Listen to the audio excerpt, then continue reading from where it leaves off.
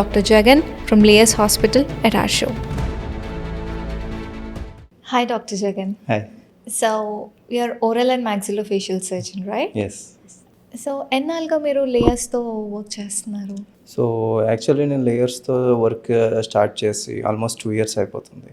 Okay. So ఇక్కడ మనకేంటంటే మంచి ఎక్కువ మంది క్లయింట్స్ ఉండటం కానీ, సో బేసిక్గా హెయిర్ ట్రాన్స్ప్లాంటేషన్కి ఎక్కువగా ఉండటం కానీ ఇట్లాంటివన్నీ ఉంటుంటాయి అనమాట ఈ లేయర్స్లో. సో నేను ఆప్ చేసుకుని కూడా రావడానికి కారణం అదే, ఎక్కువ మంది క్లయింట్స్ ఉండేటప్పటికి మనం ఎక్కువ ట్రీట్మెంట్స్ ఎక్కువ మందికి ఇవ్వడానికి ఛాన్స్ ఉంటుంది. So that's the basic point for getting in to the layers. So your prime interest is in to hair transplantation. Yes. ఎందుకని?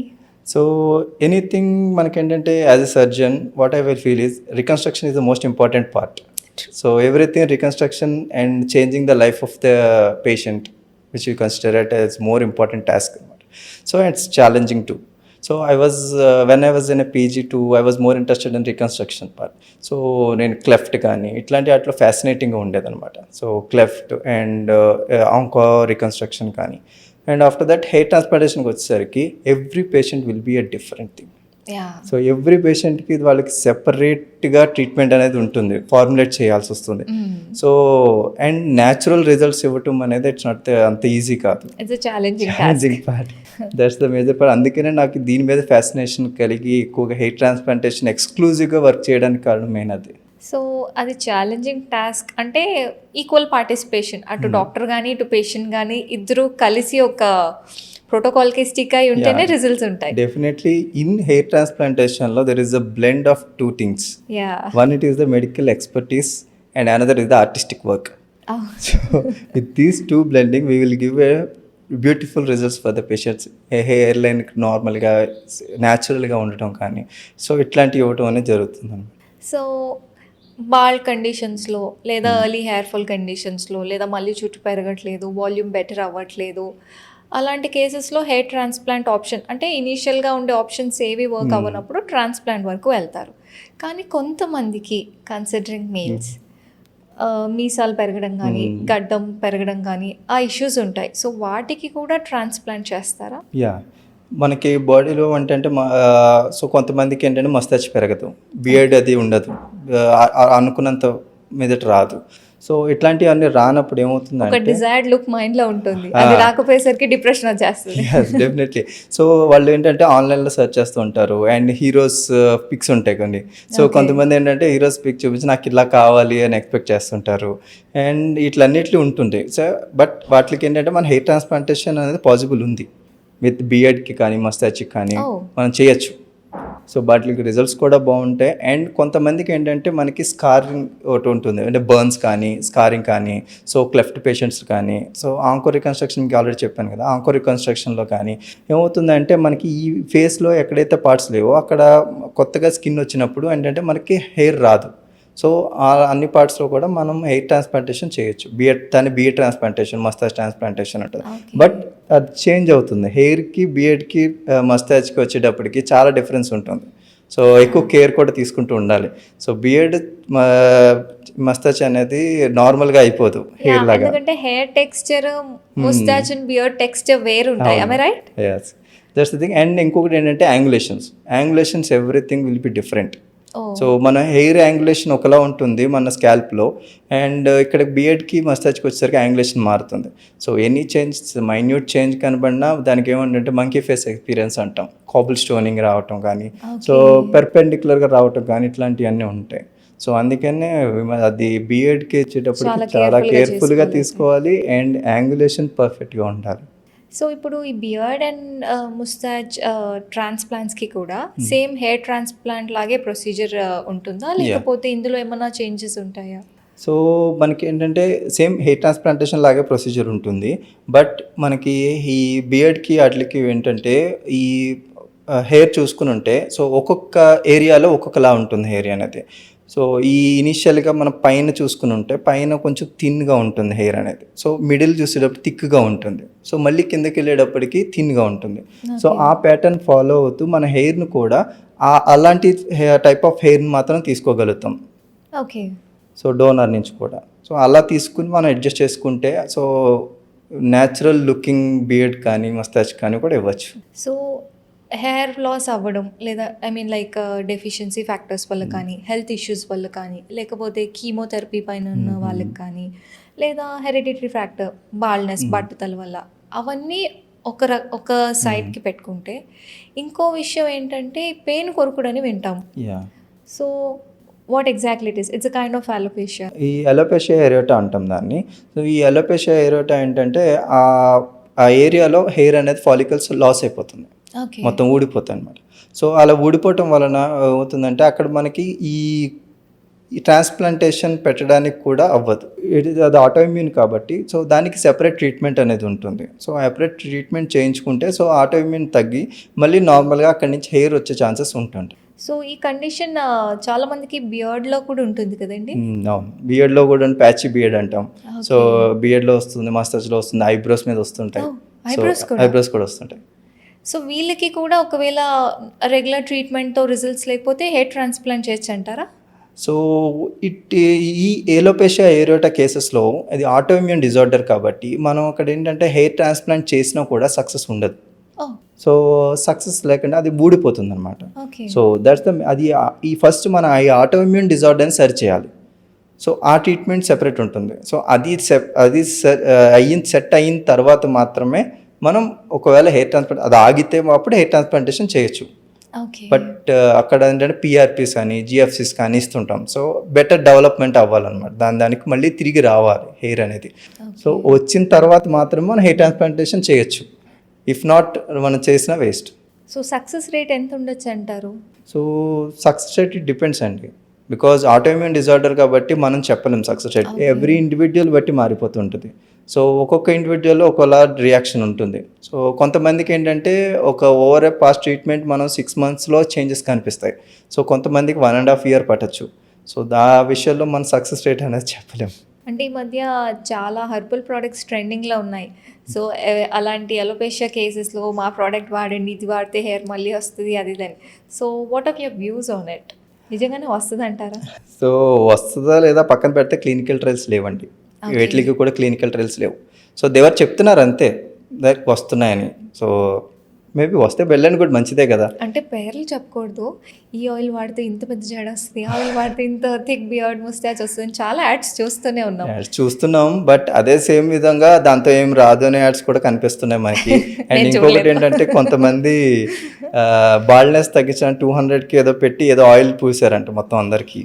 సో వాళ్ళ లేటర్ 2 weeks తర్వాత అందరికి ఇన్ఫెక్షన్స్ అయిపోయినాయి. రియల్లీ? యా. స్కాల్ప్ పైన చేసే ట్రాన్స్ప్లాంట్కి, బియర్డ్ అండ్ ముస్టాచ్ పైన చేసే hair ట్రాన్స్ప్లాంట్కి same results ఉంటాయా? అంటే డౌన్ టైం కానీ, రిజల్ట్స్ రావడానికి పట్టే టైం కానీ, లేదా ట్రీట్మెంట్ సక్సెస్ రేట్ కానీ అన్నీ సేమ్ ఉంటాయా లేదా డస్ ఇట్ వేరీ? సిమిలర్గా ఉంటాయి, బట్ సమ్ టైమ్స్ కొంచెం వేరీ అవుతుంది. బికాజ్ మనకి బిఎడ్కి వచ్చేసరికి దాని రేట్ ఆఫ్ సైకిల్ రేట్ అనేది కొంచెం ఎక్కువగా ఉంటుంది. సో ఎక్కువగా ఫాల్ ఆఫ్ అది అవుతుంటాయి అనమాట. సో అది కొంచెం రావడానికి మనకి హెయిర్తో పోలిస్తే కొంచెం రిజల్ట్స్ త్వరగానే కనిపిస్తాయి కంపేర్డ్ టు బిఎడ్. జస్ట్ కొంతమందికి ఏంటంటే సిమిలర్గా ఉంటాయి, లైక్ సేమ్ టైంలో రావటం. ఈ హెయిర్ది స్కాల్ప్ హెయిర్ ఒకేలా రావటం, బిఎడ్ హెయిర్ ఒక టైంలో రావటం అనేది ఉంటుంది. సో సమ్ టైమ్స్ డిఫర్స్ కొంచెం ముందు. బేసిక్గా జనరల్గా చెప్పాలంటే కొంచెం ముందే వస్తుంది బిఎడ్కి మస్తాచ్కి. బేసికలీ స్కాల్ప్ పైన హెయిర్ ట్రాన్స్ప్లాంట్ చేశాక ఒక 10 to 14 days హెయిర్ వాష్ చేయకూడదు అని మనం ఇంకో ఎపిసోడ్లో మాట్లాడుకున్నాం. So coming to the beard part and moustache part, face అయితే daily wash obviously by default చేసేస్తాం కదా. So how do we manage, like how can you help the patient to handle that situation? So in that situation ఎందుకంటే మనము what will happens is, so starting మన post transplantation, so there will be ఇంకా healing పీరియడ్లో ఉంటాయి మన skin కానీ grafts కానీ. So కంప్లీట్గా హీల్ అయిపోవు. సో మనం కొత్తగా పెట్టిన ప్లేస్లో ఏమవుతుందంటే అది కంప్లీట్ అటాచ్మెంట్ అవ్వవు స్కిన్కి. సో అందుకనే వీ విల్ డిలే ఇట్ అనమాట. సో కొంచెం టైం ఇస్తాం సో అటాచ్మెంట్ అవ్వటానికి. ఈ పీరియడ్లో మనం డిస్టర్బ్ చేసామనుకోండి ఏమవుతుందంటే మనం పెట్టిన హెయిర్ ఫాలికల్స్ డిటాచ్ అయిపోయి వచ్చేస్తాయి బయటికి. సో అందుకనే మనం ఈ 10 days పీరియడ్ అన్నది పెట్టుకుంటాం. సో 10 daysలో ఏంటంటే కొంచెం ఆయన ఫేషియల్ ఎక్స్ప్రెషన్స్ కూడా ఎక్కువగా మాట్లాడొద్దని చెప్తాం. సో బిఎడ్కి మస్తాచ్కి వచ్చేటప్పుడు. ఎందుకంటే is it like that painful? Not that painful ఉండదు. బట్ ఎక్కువగా ఏంటంటే మనం changes of mouth opening and closing and facial muscle expressions కానీ వీటి వల్ల అండర్లయింగ్ ఈ స్కిన్ మీద ఇంపాక్ట్ చూపిస్తాయి అనమాట. సో అండర్లయింగ్ మజిల్ కాంట్రాక్షన్స్ కానీ ఇట్లాంటివన్నీ కొంచెం ఈ హెయిర్ మీద ఇంపాక్ట్ చూపిస్తాయి. సో ఈ హీలింగ్ పీరియడ్లో try to as normal as possible ఎక్కువగా మాట్లాడకుండా ఉండటం కానీ అండ్ వాటర్ ఎక్కువ టచ్ చేయకుండా ఉండటం కానీ iron, because touching will causes మళ్ళీ ఇన్ఫెక్షన్స్ కాజ్ చేసే ఛాన్సెస్ ఉంటాయి. సో మన హ్యాండ్స్ అనేవి కంటామినేట్ అయితేనే ఉంటాయి ఎప్పటికప్పుడు. సో ఎవ్రీథింగ్ అది టచ్ అయిందంటే మళ్ళీ ఇన్ఫెక్షన్స్ పెరగటం కానీ సో అన్నెసరీ కాంప్లికేషన్స్ పెరుగుతుంటాయి. సో బెటర్ దాన్ని అలా లీవ్ చేసేసి అలా ఉంచుకోవటం better. So if that is the case indoors ఉంటే బెటర్ indoors లో 1 week to 10 days బయటికి వెళ్ళకుండా ఉంటే బెటర్. సో దానికి మళ్ళీ టెంపరేచర్ చేంజెస్ ఏమైనా ఇంపాక్ట్ ఉంటాయా? లెట్సే కొంతమంది 16లో అలా ఏసీ పెట్టుకొని ఉంటారు, కొంతమందికి ఏమో ఏసీ పడదు. So does this temperature fluctuation will have an impact? I don't think so. Temperature fluctuation అంతేం ఉండదు, బికాజ్ మన బాడీకి సెపరేట్ టెంపరేచర్ ఉంటుంది, మన బాడీ మెయింటైన్ చేసుకుంటుంది. సో మనం హెయిర్ ట్రాన్స్ప్లాంట్ చేసిన హెయిర్ కూడా మన బాడీలోనే చేస్తున్నాం కాబట్టి సో బ్లడ్ టెంపరేచర్ కానీ మన ఈ లోపల ఉండే టిష్యూస్ టెంపరేచర్ కానీ డెఫినెట్లీ ఆ టెంపరేచర్లోనే మనకి ఇవన్నీ వైబుల్ అవుతాయి. So irrespective of the temperature differences everything will be success. Because మీరు అలా చెప్పినట్టయితే వింటర్లో చేయించుకున్న ఒక రిజల్ట్ ఉంటుంది, సమ్మర్లో చేయించుకున్న ఒక రిజల్ట్ ఉంటుంది. అలా ఉండదు కదా. ఓకే, సో అలా ఉండదు. సో ఇప్పుడు అంటే వింటర్లో జరిగితే ఒక రిజల్ట్, సమ్మర్లో జరిగితే ఒక రిజల్ట్ అన్నారు కదా. సో ఇప్పుడు వింటర్లో దెబ్బ తగిలింది అనుకోండి, కొంచెం లేట్గా హీల్ అవుతుంది, అవునా కదా? అదే సమ్మర్లో పోనీ ఇంకేదైనా సీజన్లో తగిలితే కొంచెం హీలింగ్ ఫాస్ట్గా ఉంటుంది. I don't know if I'm right or wrong, you should. So అది ఏంటంటే బేస్డ్ ఆన్ ఆప్టిమల్ టెంపరేచర్స్ అంటే బాడీ రియాక్షన్ రేట్ బట్టి maybe in that context I was just thinking okay hair ట్రాన్స్ప్లాంట్కి కూడా అలా ఉంటుందా? అట్లా ఏమి ఉండదు. క్లైమేట్ చేంజెస్ కానీ temperature changes it not differ the outcome results. So ఈ హెయిర్ ట్రాన్స్ప్లాంటేషన్ గురించి చాలా మందికి రకరకాల మిత్స్ ఉంటాయి. So I'll be glad if you can talk about those myths. Yeah, చాలా మందికి ఏంటంటే హెయిర్ ట్రాన్స్ప్లాంట్ చేయడం వల్ల బ్రెయిన్ డ్యామేజ్ ఉంటుంది అనుకుంటారు. ఓకే, సో మనం చేసేది ఏంటంటే స్కిన్ పైన ఉంటాం. స్కిన్కి స్కాల్ప్లో మనకి 5 లేయర్స్ ఉంటాయి. సో అందులో మన స్కిన్లో ఎపిడెర్మిస్, డెర్మిస్ ఉంటుంది. సో ఈ డెర్మిస్, ఎపిడెర్మిస్ లేయర్లోనే ఉంటాం మనం, మొత్తం అంతా ఉండేది కూడా. అంతవరకు వెళ్ళాము. బ్రెయిన్ వరకు వెళ్ళాలంటే దానిపైన పయామీటర్ అంటామా స్కల్ ఒకటి ఉంటుంది, స్కల్ పైన మజిల్స్ ఉంటాయి, మజిల్ మస్కులర్ లేయర్ ఒకటి ఉంటుంది. సో వాటి పైన ఉంటాం కాబట్టి సో అంత క్లారిటీ ఉంది. అదే నాన్ మెడికోస్ కి కొంచెం యూఎస్ కి జనరల్ పబ్లిక్ కి కూడా మీరు క్లారిటీ ఇస్తే ఎవరి భయాలు వాళ్ళకు ఉంటాయి కదండి. జనరల్ చాలా మంది వచ్చిన వాళ్ళు కూడా అదే అడుగుతారు, బ్రెయిన్ కి ఏమైనా డ్యామేజ్ ఉంటుందా, లేకపోతే నాకు ఇంకేమైనా ప్రాబ్లమ్స్ వస్తాయని, నరాలకి ఏమైనా తగ్గేస్తుందా, ఇంకేమైనా అయిపోద్దా.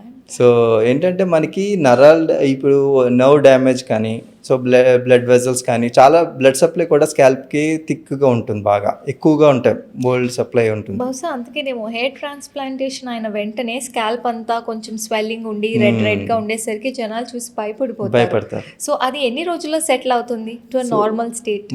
సో మనం చేసిన తర్వాత స్వెల్లింగ్ అనేది ఇప్పుడు ఏ చిన్న లాసరేషన్ అంటే దెబ్బ తగిలినా కానీ లేకపోతే చిన్న ఊండ్ తగిలినా సో ఇన్ఫ్లమేషన్ అనేది ఉంటుంది. ఇన్ఫ్లమేషన్ లీడ్స్ టు స్వెల్లింగ్ అనమాట. సో ఈ స్వెల్లింగ్స్ అనేవి నార్మల్గా మనం బాడీలో జరిగే క్రియ. సో మనం ఏంటంటే మనం హెయిర్ ట్రాన్స్ప్లాంటేషన్ మల్టిపుల్ హోల్స్ పెడతాం. జనరల్లీ మల్టిపుల్ అంటే ఫాలికల్స్ మల్టిపుల్ పెట్టినప్పటికీ ఏమవుతుందంటే మల్టిపుల్గా బ్లీడింగ్ పాయింట్స్ క్రియేట్ చేస్తాం కాబట్టి కొంచెం స్వెల్లింగ్ అనేది ఉంటుంది. సో ఆ స్వెల్లింగ్ అనేది స్టార్టింగ్ ఒక 4 days or 5 days మ్యాక్సిమం ఉంటుంది అంతే. సో అది కూడా ఏంటంటే మనం ఎక్కువగా కిందకి చూడకూడదు అని చెప్తాం పేషెంట్స్కి. సో కిందకి చూడటం వల్ల ఏమవుతుందంటే గ్రావిటీ కాజ్ చేసి ఆ పైన స్వెల్లింగ్ని కిందకి ఫేస్ మీదకి వచ్చేలా చేస్తుంది. సో అది అందుకని మనం ఏంటంటే కొంచెం టైట్గా ప్యాక్ చేసి ఉంచడం కానీ సో పేషెంట్ని ఎక్కువగా కిందకి చూడవద్దు అని చెప్తాం. ఫోన్ ఏమైనా యూజ్ చేసుకోవాలన్నా కొంచెం పైకే పెట్టుకుని యూజ్ చేసుకోమని చెప్తాం. సో దీస్ 3 పాటిస్తున్నప్పుడు ఏమవుతుందంటే స్వెల్లింగ్ సబ్సైడ్ 4 days నార్మల్ అయిపోతుంది. సో ఇప్పుడు హెయిర్ ట్రాన్స్ప్లాంటేషన్ అయిన వెంటనే స్పెసిఫిక్ డ్రెస్సింగ్స్ ఏమైనా ఉంటాయా? సో స్పెసిఫిక్ డ్రెస్సింగ్స్ అంటే ఇప్పుడు మనకి నార్మల్ హెయిర్ ట్రాన్స్ప్లాంటేషన్ అయిన తర్వాత డోనర్ ఏరియాని ప్యాక్ చేస్తాం, బికాజ్ బ్లీడింగ్ అది రానివ్వకుండా. బట్ మన ట్రాన్స్ప్లాంటెడ్ ఏరియాని వదిలేస్తాం. సో ఫ్రీగానే వదిలేస్తాం. రెసిపియంట్ ఏరియాని వదిలేస్తాం. సో ఫ్రీగానే వదిలేస్తాం. సో పైకి నార్మల్గా చేసేస్తాం. బట్ డోనర్ ఏరియా మాత్రం బ్లీడింగ్ రానివ్వకుండా ప్యాక్ చేస్తాం. సో ఈ డ్రెస్సింగ్ అనేది 3rd డే రిమూవ్ చేసేస్తాం. ఓకే. సో డ్రెస్సింగ్ కూడా రిమూవ్ చేసేసి అండ్ ఎయిర్కి వదిలేస్తాం అన్నమాట. త్వరగా హీలింగ్ త్వరగా అవుతుంది బికాస్ ఆఫ్ దట్. సో మళ్ళీ ప్యాక్ చేసి ఉంచామనుకోండి, సో ప్యాక్ చేసిన ఎక్సైడ్స్ కానీ ఇవన్నీ అందులోనే ఉండిపోతూ ఉంటాయి మనం పెట్టిన కాటన్లో, మళ్ళీ రీఇన్ఫెక్షన్ చేస్తాయి. ఓకే. సో మనం ఏంటంటే 3rd డే వరకు ఉంచడానికి కూడా మెయిన్ కారణం only just to stop any bleeding. Okay. So మనకి డిలేడ్ బ్లీడింగ్ ఒకటి ఉంటుంది. సో ఎక్కువ అవ్వనివ్వకుండా చేయటానికి అనమాట. సో చేసిన వెంటనే ఆగుతుంది, బట్ కొంతమందికి ఏంటంటే కొంచెం మినిట్స్లో, ఒక అవర్స్లో మళ్ళీ బ్లీడింగ్ స్టార్ట్ అవ్వచ్చు, అండ్ కొంతమందికి డేస్లో స్టార్ట్ అవ్వచ్చు. సో అందుకనే మనకి డేస్లో కూడా 1 డే 24 hours అయిన తర్వాత కూడా స్టార్ట్ అవుతుంది. కొంతమందికి వస్తుంది బ్లీడింగ్ అనేది. సో ఎనీ టచ్ చేసినా కానీ, కొంచెం గట్టిగా చేసినా కానీ, అందుకనే మనం ఈ ప్యాక్ అనేది పెడతాం అనమాట. సో ప్యాక్ పెట్టి టైట్గా ప్యాక్ చేసినప్పుడు బ్లీడింగ్ అనేది ఆగుతుంది. ఏమన్నా ఇంకా ఫర్దర్ ఏమైనా జరగకుండా ఉండడానికి మనం చూసుకుంటాం. అది అయిన తర్వాత నార్మల్గా 3rd డే తీసేస్తాం, ఇంకా నార్మల్గా ఎయిర్కి వదిలేస్తాం అనమాట. సో డోనర్ సైట్ నుంచి మనం ఫాలికల్స్ కానీ అదే హెయిర్ అయితే సెలెక్ట్ చేసుకొని ప్రిక్ చేస్తాము, అక్కడ నుంచి హెయిర్ తీసేసిన తర్వాత మళ్ళీ న్యాచురల్గానే అక్కడ ఎంత వాల్యూమ్ అయితే తీసుకున్నామో అంతే వాల్యూమ్ పెరుగుతుందా, లేదా దాంట్లో ఏమైనా చేంజెస్ వస్తాయా? So coming to donor harvesting, so what will happens అంటే మనం ఫాలికల్స్ అనేవి మనం కొన్ని సెలెక్టెడ్ ఫాలికల్స్ మాత్రం రిమూవ్ చేస్తాం. సో తీసేసిన చోట మన ఫాలికల్తో పాటు ఫాలికల్ ఒకటి తీసి సరిపోదు, సో బినీత్ స్టెమ్ సెల్స్ కూడా తీయాలి. So that's the main cause for success in the hair transplantation. ఎక్కువ సక్సెస్ రేట్ రావడానికి కారణం స్టెమ్ సెల్స్ తీయటం. సో ఈ డెర్మల్ ప్యాపిల్లా సెల్స్ అనేవి ఉంటాయి. సో బల్బ్ పార్ట్ కిందకు ఉంటాయి అనమాట. సో మనం పంచింగ్ చేసేటప్పుడు కూడా బల్బ్ పార్ట్ దగ్గర నుంచి తీస్తాం. సో అడుగున సమ్ ఫ్యాటీ టిష్యూ కూడా వస్తుంటుంది ఒక్కోసారి. సో ఈ కలెక్షన్ ఆఫ్ స్టెమ్ సెల్స్ అనేవి ఈ షీత్లో ఉంటాయి. సో స్టెమ్ సెల్స్ ఎప్పుడైతే రిమూవ్ చేసామో అక్కడ కొత్త హెయిర్ ఫాలికల్ రాదు. సో మనం ఏంటంటే మనం ర్యాండమ్గా కొన్ని సెలెక్టెడ్ ఫాలికల్స్ తీస్తాం కాబట్టి కొన్ని సెలెక్టెడ్ వదిలేస్తాం, ఉంటుంది అనమాట. సో ఇలా తీయటం వలన మనకి అవి రీగ్రోత్ అయినప్పుడు ఆ స్పేసెస్ని కవర్ చేసేస్తాయి. సో మనకి తీసినట్టు తెలియదు. So it's a small kind of camouflage. So కనబడనివ్వకుండా మనం ఎక్కువ గ్రాఫ్ట్ని తీసుకోవడానికి ఛాన్స్ ఉంటుంది అనమాట. ఓకే. ముస్తాచ్ అండ్ బియర్డ్కి మనం స్కాల్ప్ నుంచి like we use scalp as a donor site. అలాగే పోనీ స్కాల్ప్ అంతా బాల్డ్ ఉంది, బట్టతలు ఉంది, ఒక్క పూస వెంట్రుక కూడా లేదు, బియర్డ్ అండ్ ముస్టాచ్ మాత్రం హెల్తీగా ఉంది, మంచి వాల్యూమ్ ఉంది. సో అప్పుడు ఈ రివర్స్ ప్యాటర్న్లో మనం ఇది బియర్డ్ని ముస్టాచ్ని డోనర్లా చూస్ చేసుకోవచ్చా, స్కాల్ప్ని రీకన్స్ట్రక్ట్ చేయడానికి? ఎస్, యూజ్ చేయొచ్చు. స్కాల్ప్ పైన హెయిర్ రీకన్స్ట్రక్ట్ చేయడం యూజ్ చేయొచ్చు. బట్ ఈ కేసెస్లో, మీరు చెప్పిన కేసెస్లో మొత్తం బాల్డింగ్ అంటే grade 6 and grade 7. So grade 6 and grade 7 baldness of కేసెస్లో వాట్ విల్ హ్యాపెన్స్ ఇస్ మొత్తం ఈ ఫ్రంట్ పార్ట్ నుంచి క్రౌన్ పార్ట్ వరకు మొత్తం పోతుంది. సో పోయినప్పుడు ఏంటంటే డోనర్ ఏరియా చాలా చిన్న స్ట్రిప్ ఆఫ్ టిష్యూ మాత్రమే ఉంటుంది మోస్ట్లీ ఈ కేసెస్లో 6 అండ్ 7, మోస్ట్లీ 7. సో ఈ కేసెస్లో ఏమవుతుందంటే ఉట్టి స్కాల్ప్ హెయిర్తో మనం ఫిల్ చేయలేం. సో కంపల్సరీగా బాడీ హెయిర్కి వెళ్ళాల్సిందే. బాడీ హెయిర్ అంటే బియర్డ్ హెయిర్కి చెస్ట్ హెయిర్ తీసుకోవాల్సి వస్తుంది. ఓకే, చెస్ట్ హెయిర్ కూడా తీసుకుంటారు. బాడీ హెయిర్ కూడా తీసుకోవచ్చు, మిగతా ప్రైవేట్ పార్ట్స్లో కూడా తీస్తుంటారు. ఓకే. సో ఆ ట్రాన్స్ప్లాంటేషన్ కూడా ఉంటుంది. సో కొంతమంది బాగా ఎక్కువ కావాలనుకుంటారు, ఓవర్ ఎక్స్పెక్టేషన్ ఉంటుంది. సో కొంతమందికి సో ఇంకొకటి ఏంటంటే ఓవర్ ఎక్స్పెక్టెడ్ పేషెంట్స్కి మనం ముందుగానే చెప్పాలి, because they will never be satisfied with the results. ఎవరి ఆశ వాళ్ళండి, డెఫినెట్లీ అందరికీ ఉంటుంది కదా, మంచి జుట్టు కావాలి, పొడుగ్గా ఉండాలి, ఒత్తుగా ఉండాలి అని ఎక్స్పెక్టేషన్ ఉండొచ్చు. అందుకని ఓవర్ ఎక్స్పెక్టేషన్ ఉండకూడదు. Over expectation definitely there will be failure. So మనం first we have to explain to the patient. So we have to build up his confidence. So ఈ గ్రేడ్ 7 కేసెస్లో, గ్రేడ్ 6 కేసెస్లో ఏంటంటే పేషెంట్కి we have to explain it that మనం cover చేయడానికి we will almost try as our best. But ఇక్కడ hair అనేది తక్కువ ఉంటే we can't give them assurance that totally 100% volume are నీకు 20 yearsలో ఎలా ఉన్నావు అలా వచ్చేస్తుంది, నీకు 25లో ఉన్నప్పుడు నీకు ఎంత థిక్నెస్ ఆఫ్ హెయిర్ ఉంటుంది అంత థిక్నెస్ వచ్చేస్తుంది. అలాంటి అష్యూరెన్స్ మనం చేయకూడదు ఆ కేసెస్లో. అంటే ఇంకా కన్సల్టేషన్కి వచ్చినప్పుడే ట్రాన్స్పరెంట్గా ఇంతవరకే సాధ్యం, ఇంతకు మించి సాధ్యం కాదని చెప్పాలి. అండ్ ఇంకొకటి ఏంటంటే మన ట్రాన్స్ప్లాంటేషన్లో బియర్డ్కి మీరు texture of scalp hair, beard hair, chest hair difference ఉంటుంది బాగా. ఓకే. సో మనకి జనరల్ స్కాల్ప్ హెయిర్ స్ట్రైట్గా ఉండొచ్చు కానీ వేవీగా ఉండొచ్చు కానీ ఇట్లాంటివన్నీ ఉంటాయి. బట్ బియర్డ్ అండ్ చెస్ట్కి వచ్చేసరికి కర్లియర్గా ఉంటుంది హెయిర్. సో ఈ కర్లియర్ హెయిర్ని ఫ్రంట్ పెట్టలేం. సో డెఫినెట్లీ దాన్ని ఏం చేయాలంటే బ్యాక్ క్రౌన్ పోర్షన్లోనే పెట్టాలి. ఓకే. సో ఫ్రంట్ ఎప్పుడూ కూడా మనకి స్కాల్ప్ హెయిర్నే ప్రిఫర్ చేసుకుని పెట్టుకోవాలి. ఓకే. సో లేదంటే మనకి ఖచ్చితంగా ఆ రిజల్ట్ అనేది ఈ కర్లియర్ హెయిర్స్కి ఎదురు కనిపించటం, సో ఆక్వర్డ్ లుక్ అనేది కనిపిస్తుంది. So for the more amount of natural thing what will ఏం చేస్తామంటే, so maximum amount of scalp hair తీసేసిన తర్వాత తీసేసి ఫ్రంట్ టు మిడ్ స్కాల్ప్ వరకు చేసేస్తాం. ఓకే. సో ఫ్రంట్ ఈ గ్రేడ్ 6 గ్రేడ్ 7 కేసెస్లో సో ఈ ఫ్రంట్ ఎప్పుడు కూడా ఒక 1 సెంటీమీటర్ ఆర్ 2 సెంటీమీటర్స్ వరకు ఏంటంటే కొంచెం థిక్గా ఇస్తాం, అంటే లైక్ ఎక్కువ డెన్సిటీతో ఇస్తాం. ఓకే. సో ఆ వెనకాలకి వెళ్ళేటప్పటికి డెన్సిటీ కొంచెం స్పేర్స్గా దూరంగా ఇచ్చుకుంటూ వెళ్తాం. సో ఈ ఫ్రంట్ నుంచి మిడ్ స్కాల్ప్ వరకు వీటిని ఫిల్ చేస్తాం. సో స్కాల్ప్ హెయిర్ కనిపించే పార్ట్ మాత్రం బాగా ఫోకస్గా ఫిల్ చేయాలి. అండ్ ఆఫ్టర్ దట్ ఈ క్రౌన్ పోర్షన్కి వచ్చేసరికి అప్పుడు బియర్డ్ అండ్ చెస్ట్ తీసుకుంటాం. సో బియర్డ్ అండ్ చెస్ట్తో మొత్తం ఫిల్ చేస్తాం. అది బియర్డ్లో కూడా ఏంటంటే మనకి ఫేస్ మీదకి వెళ్ళలేం, బికాస్ కార్స్ కనిపిస్తాయి ఫేస్ మీదకి వెళ్తే. సో డెఫినెట్లీ కనపడిన షాడో పార్ట్లో మాత్రమే తీసుకోగలుగుతాం. So that's the major part. చిన్న ఏరియాలో మాత్రమే తీసుకుంటాం ఈ ఏరియాలో. సో ఆ ఏరియా అనేది తీసుకోవడం అండ్ చెస్ట్ నుంచి యాజ్ మనకి ఎన్ని వస్తాయి అన్నీ తీసుకోవటం ఇట్ల వల్ల దాన్ని ఫిల్ చేయడానికి ఛాన్స్ ఉంటుంది.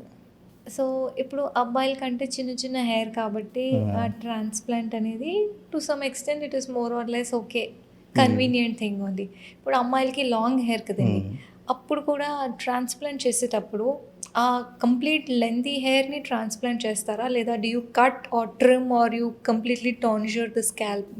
How does it go? So according to ఇప్పుడు ఏంటంటే ఇదివరకు మొత్తం ట్రిమ్ చేసేవారు, మొత్తం ట్రిమ్ చేసి షేవ్ చేసేసి మొత్తం చేసేవారు. బట్ రీసెంట్గా advance technique long hair transplantation కూడా వచ్చింది. ఓకే. సో దానికి పంచెస్ సెపరేట్ ఉంటాయి. సో లాంగ్ హెయిర్ ట్రాన్స్ప్లాంటేషన్ కూడా చేయొచ్చు వితౌట్ లూజింగ్. మనకి ఏంటంటే హెయిర్ ఫీమేల్ బ్యాటర్న్ బాల్నెస్ వచ్చినప్పుడు కానీ ఫీమేల్స్కి ఏమంటుంటే ఎక్కువగా ఎక్స్పెక్ట్ చేస్తారు వాళ్ళకి హెయిర్ తీసేయకుండా ఉండాలి అని చెప్పేసి. సో బట్ ఈ డోనర్ అదే లాంగ్ హెయిర్ ట్రాన్స్ప్లాంటేషన్ అనమాట. సో సెపరేట్ పంచ్ డిజైన్ ఉంటుంది, సెపరేట్గా తీసుకోవాలి, దానికి సెపరేట్ అన్నీ దాని ఇన్స్ట్రుమెంటేషన్ సెపరేట్గా ఉంటుంది. సో అలా చేసినప్పుడు ఏమవుతుందంటే లాంగ్ హెయిర్ ట్రాన్స్ప్లాంటేషన్ కూడా చేయొచ్చు. సో దాని సక్సెస్ రేట్ కూడా దీనికి ఈక్వల్గానే దీనికి ఈక్వల్గానే ఉంటుంది. సక్సెస్ రేట్ దీనికి ఈక్వల్గానే ఉంటుంది. మనకి ఏంటంటే ఒకేసారి మనకి ఎలా మొత్తం తీసేసుకోకర్లేకుండా ఉంటుంది అనమాట హెయిర్ అనేది. సో బేసికల్లీ ట్రాన్స్ప్లాంటేషన్ అయిన వెంటనే let's say after 2 weeks 3 weeks next ఒక 3 to 6 months వరకు హెయిర్ ఫాల్ ఉంటుంది అంటారు, రైట్? ఎందుకని? డైరెక్ట్గా ట్రాన్స్ప్లాంట్ చేసిన హెయిరే అక్కడ సెట్ అయిపోయి పెరిగిపోవచ్చు కదా. సో ఆ డౌట్ చాలా మందికి ఉంటుంది. So can you tell a little about that? Yes. So ఇప్పుడు ఏంటంటే మనం డోనార్ నుంచి హెయిర్ తీస్తున్నాం. సో తీసిన తర్వాత ట్రాన్స్ప్లాంటేషన్ రెసిపియంట్ ఏరియా పెట్టిన తర్వాత షాక్ లాస్ అనేది వెళ్తుంది. సో బికాజ్ మన గ్రాఫ్ట్ షాక్ లాస్ ఎఫ్లూయియం అంటాం. సో షాక్ లాస్ ఎఫ్లూయియం అంటే ఏంటంటే, సో మనం ఇక్కడ హెయిర్ ట్రాన్స్ప్లాంట్ చేసినప్పుడు సో సర్టెన్ పీరియడ్ మనకి ట్రాన్స్ప్లాంటెడ్ గ్రాఫ్ట్ అనేది ఇచ్చిమిగ్గా ఉంటుంది. అంటే మన వెనకాల నుంచి తీసి డోనార్ నుంచి తీసి సర్టెన్ పీరియడ్ టైం అనేది బయట ఉంటుంది అండ్ ఆఫ్టర్ దట్ మన బాడీలోకి ఇంప్లాంటేషన్ అవుతుంది.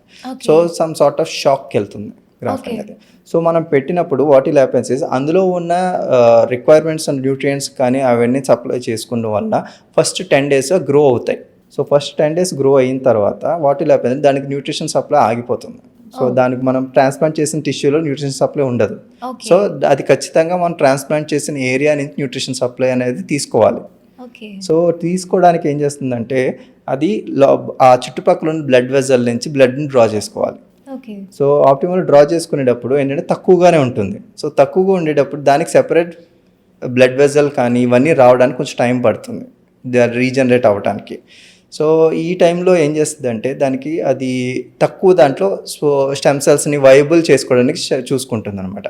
సో చూసుకున్నప్పుడు పైన షాఫ్ట్ పార్ట్ అనేది షెడ్ ఆఫ్ అయిపోతుంది. సో ఈ షాక్ లాస్ వల్లే మనకి first 2 weeks or 2 to 4 weeks అప్పుడు షాక్ లాస్ అయ్యి మొత్తం హెయిర్ ఫాల్ అయిపోతుంది. సో అది పీక్ టైం, అది అందరూ పానిక్ అయిపోతారు. ఇంత ఖర్చు పెట్టి ఇంత కష్టపడి చేయించుకుంటే జుట్టు రాలిపోతుంది అంటారు. సో బేసికల్ అంటే it's the time for the healing అనమాట. సో అది ఆ గ్రాఫ్ట్ తన హీలింగ్ గురించి టైం తీసుకుంటుంది. ఆ ఏరియాకి అడ్జస్ట్ అవ్వడం, అది ఆ ఏరియా కొత్త ఏరియా కూడా, అది కొత్త ఏరియా ఉండాలి, దానికి బ్లడ్ సప్లై కానీ నర్వ్ సప్లై కానీ తీసుకోవడానికి కొంచెం టైం పడుతుంది. సో ఆ టైంనే మనం షెడ్డింగ్ పీరియడ్ అంటాం. ఓకే. ఆ టైంలో షాక్ లాస్ జరుగుతుంది, అందుకే ఎక్కువగా హెయిర్ ఫాల్ అవుతుంది. సో ఆఫ్టర్ 3 months నుంచి నార్మల్ గ్రోత్ ఫేస్కి వెళ్ళిపోతే అన్ని గ్రోత్ అవుతాయి, నెమ్మదిగా స్టార్ట్ అవుతుంది. సో ఇప్పుడు ట్రాన్స్‌ప్లాంటేషన్ అయిన ఎన్ని రోజుల నుంచి లేదా ఎన్ని వీక్స్ ఆర్ ఎన్ని మంత్స్ నుంచి supportive treatment like PRP or GFC start చేయాలంటారు? సో మనం సపోర్టివ్ ట్రీట్మెంట్ ఎందుకంటే, సో ట్రాన్స్ప్లాంటేషన్ చేసిన గ్రాఫ్ట్స్ బాగానే వయబుల్గా అవుతాయి. సో సపోర్టివ్ ట్రీట్మెంట్ ఎందుకంటే ఈ జిఎఫ్సి కానీ పిఆర్పి కానీ, సో ఇంటర్వీనింగ్ మంచి నార్మల్ టిష్యూస్, నార్మల్ హెయిర్ కూడా ఉంటుంది. సో దాని రీగ్రోత్ కూడా పాసిబుల్ అవ్వడానికి, అండ్ ఈ ఇనిషియల్ స్టేజెస్లో షాక్ లాస్కి వెళ్తుంది కాబట్టి దానికి న్యూట్రిషన్ సప్లై ఎక్కడికి పోనివ్వకుండా మనం ఇవ్వడానికి ఈ సపోర్టివ్ థెరపీ పిఆర్పి కానీ జిఎఫ్సి కానీ ఇస్తాం. సో మనం ఇచ్చినప్పుడు ఏమవుతుందంటే, మన సర్జరీ అయిన తర్వాత 21 days నుంచి స్టార్ట్ చేస్తాం. సో ఎవ్రీ 21 daysకి ఒక పిఆర్పి ఆర్ జిఎఫ్సి వాళ్ళకి తీసుకున్న దాన్ని బట్టి మనం స్టార్ట్ చేసి సజెస్ట్ చేస్తాం అనమాట. సో కొంతమంది కాంబినేషన్లో పిఆర్పి జిఎఫ్సిస్ కూడా ఇస్తుంటాం, కొంతమంది ఓన్లీ జిఎఫ్సిస్ ఇస్తాం. సో బేస్డ్ ఆన్ వాళ్ళ హెయిర్ని బట్టి, కండిషన్ బట్టి మనం అది మారుతూ ఉంటుంది అనమాట. మీరు hair transplantation and your journey towards hair transplantation ఎలా? యా, సో మాకు ఏంటంటే యాజ్ ఏ ఓఎంఎఫ్ఎస్ సర్జన్ మాకు 3 years కరికులం ఉంటుంది. 3 yearsలో vigorous training on surgeries, various surgeries ఉంటాయి. సో లైక్ ట్రామా కేసెస్ కానీ, సో ఆంకో కానీ, and cleft lip and palate కానీ కేసెస్ కానీ, సో ఇందులో హెయిర్ ట్రాన్స్ప్లాంటేషన్, హెయిర్ రెస్టరేషన్ ఇవన్నీ ఉంటుంటాయి అనమాట. సో విగరస్ ట్రైనింగ్ అది తీసుకుంటాం, అండ్ సర్జికల్ కాంప్లికేషన్స్ హ్యాండిల్ చేసే సర్జికల్ ఎమర్జెన్సీ ఎక్విప్మెంట్ ఉంటుంది, and emergency protocols whatever have to follow అనేది, అండ్ పేషెంట్కి ఎమర్జెన్సీ సిచ్యువేషన్స్లో how we have to deal with it అనేది. సో మాకు ట్రైనింగ్ అండ్ విగరస్గా మనకి ఓటీ షెడ్యూలింగ్ కానీ, ఓటీలోకి వెళ్ళటం కానీ, ఆపరేషన్ థియేటర్స్లోకి, సో పోస్ట్ ఆపరేటివ్ కేర్ తీసుకోవటం కానీ, so everything will be organised way in our curriculum అనమాట. అంటే these days a lot of news has been trending on Insta, Facebook, YouTube, everywhere like. Yes yes. So దాని పట్ల so like and అవును, నిజమే. చాలామంది అంటే సో ఎన్నో చెప్తున్నారు, బట్ చేయకూడదు, చేయొచ్చు. బట్ అకార్డింగ్ టు చెప్పాలంటే మనకి dental council of India along with NMC, national medical commission, so రెండు కూడా authorised a OMFS surgeon to do hair transplantation, and it was notified in the Gazette. Okay. So we are legal to do hair transplantation for the patients. So you are legally certified. Yeah, to do. legally certified. So we have to see whether it is certification ఎవరెవరు చేయొచ్చా అనేది. So ఇక చాలామందికి మధ్య Google ఉంటుంది కానీ, but Google చేయరు. So ఓఎంఎఫ్ఎస్ అనగానే ఎవరో ఓఎంఎఫ్ఎస్ చేయకూడదు కదా, అది ఇది అని మాట్లాడతారు. బట్ అంటే mean like more or less common people చాలా మందికి డౌట్ ఉంది. రీసెంట్గా వచ్చిన న్యూస్ వల్ల ఓకే డెంటిస్ట్ అన్నీ చూస్తారు తప్ప వాళ్ళు oral and maxillo facial surgeon who deals with the entire facial aesthetics or fractures or tumors or cleft lip ఇలాంటి కేసెస్లో, and then they are equally involved in hair transplantation అని చాలా మందికి తెలీదు. సో బికాజ్ ఏంటంటే మనం ఫస్ట్ బీడిఎస్ చేస్తాం. So OMFS surgeon అవ్వాలంటే ఫస్ట్ బీడిఎస్ అంటాం, bachelor of dental sciences. So dental science అది అయిన తర్వాత సో 9 branches ఆఫ్ పీజీస్ ఉంటాయి. సో ఆ 9 branches ఆఫ్ పీజీల్లో కూడా so only 1 branch oral and maxillofacial surgeon. So ఈ బ్రాంచ్ వాళ్ళు మాత్రమే హెయిర్ ట్రాన్స్ప్లాంటేషన్ అనేది చేయొచ్చు, అండ్ ఫేషియల్ ఈస్థెటిక్స్ అనేవి. సో బికాజ్ ఎందుకంటే మనకి vigorous training of anatomy, so facial anatomy కానీ, హెడ్ అండ్ నెక్ ఎనాటమీ అనేది కానీ, సో మా కరికులంలో అండ్ మేము చూసే కేసెస్లో ఎక్కువ అంటే డీల్ చేసిన కేసెస్ ఉంటాయి అన్నమాట. సో అందువలన we're well aware with the any emergencies or any complications, వాళ్ళని ఎలా హ్యాండిల్ చేయాలన్నది మాకు తెలుసు. So thank you so much doctor Jagan for your valuable time and your precious inputs on this. I hope people will benefit much out of this podcast. Yes. Looking forward for many more. Yes. Thank you. Thank you so much.